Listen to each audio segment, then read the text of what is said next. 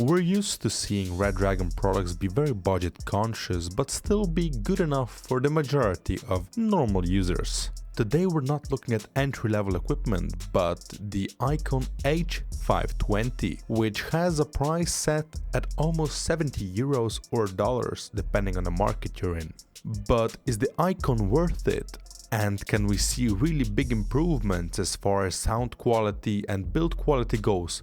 Or are we paying for better lighting and better packaging? Stick around and find out. Let's first address the latter. The H520 is packed in a simple cardboard box, similar to other Redragon products, and they haven't spent any money unnecessarily on this line item, but they did spend a lot of it on the premium, very nice, I'd even say too nice, of a high-end carry pouch or bag for the headset that features soft touch finishing on the outside and a smooth fabric on the inside, nice compartments, and is something I would have expected to see on, for example, a JBL Quantum flagship, but there we get only a nice cardboard box. Yet still, we're reviewing a headset, not its packaging, so let's get on to that. First and foremost, we have to look at the speaker modules inside of each ear cup that are actually moving and generating sound for us. Redragon has managed to squeeze 50mm drivers with a frequency response of 20 Hz to 20 kHz, which is the full hearing range of an ordinary person.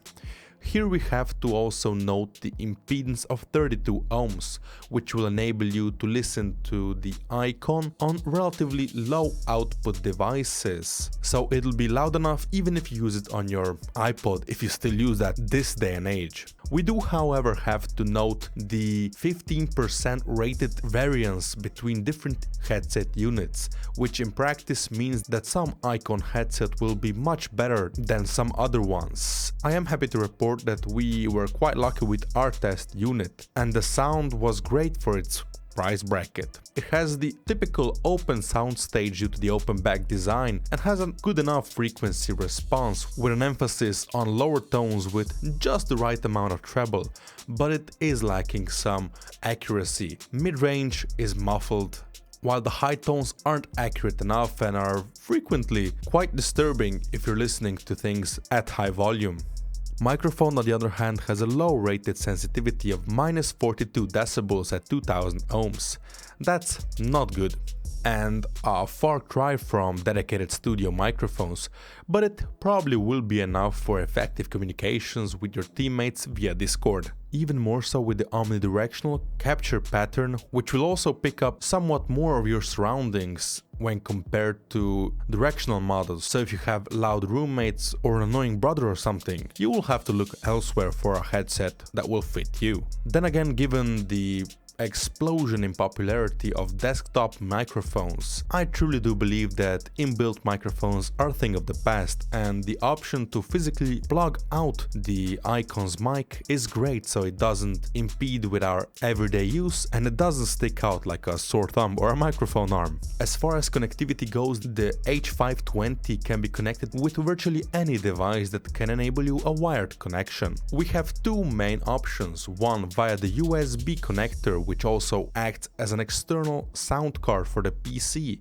while we can plug it directly into Xboxes and switches and so on via a legacy 3.5mm braided TRRS cable. The only thing that bothered us here was the USB interface, which wasn't really user-friendly, as it enables us to mute and adjust volume only with using just that, so the USB interface. And if you're using it via the legacy 3.5mm connection, you're shit out of luck.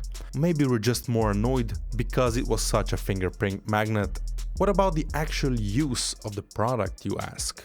Due to it being very light, its position on our head was great, and we didn't even notice having it on even after a few hours. Likewise, we weren't afraid when we put it down not as gently as probably recommended by the manufacturer, and the steel frame of the headband and the steel mesh on the outside as well as hard plastics will ensure durability. But if you do throw it like a baseball into the wall, well, be prepared to look for a new one. As far as comfort goes, we were satisfied with the the experience, mostly due to the incredibly soft earpads that are made from a thick foam which isn't memory foam but still is nice and plush. It is covered by a PU leather, so fake leather, which we have to admit it did make our ears sweat in these hot months of the summer, and you will need a cool off pause or two when playing or when going through a really long single player campaign game, or just turn on your AC. But aside from them being a bit warm, they never particularly bothered us, so there's that. The H520 is the first Redragon's headset that I truly didn't have on my head just because I had to, and I put them down the minute I stopped testing them. But I actually forgot them on my head and they didn't bother me at all, and probably that says more about my experience using them as everything I said before this. Last but definitely not least, the price, which isn't just a few tenors or something which Redragon was known for in the past, but we truly would have expected 10 to 15 euros or dollars lower asking price and not have Redragon include their quasi 5.7 surround sound nor the completely overkill carry bag. And in that price bracket, the H520 would have been a really good value purchase. Now when it's competing directly with HyperX Cloud, Logitech's G Pro, the competition here is really fierce and the competitors are actually really good, not focusing on gimmicks, but on really high quality build and great sound. And here we run into the brick wall of an argument: why take a budget brand and not one of the flagship gaming manufacturers that are leading the market? Here we truly aren't sure. Thanks for watching this review on Discharge Networks. Don't forget to comment and subscribe to see more videos like this in the future, and stick around for the next one.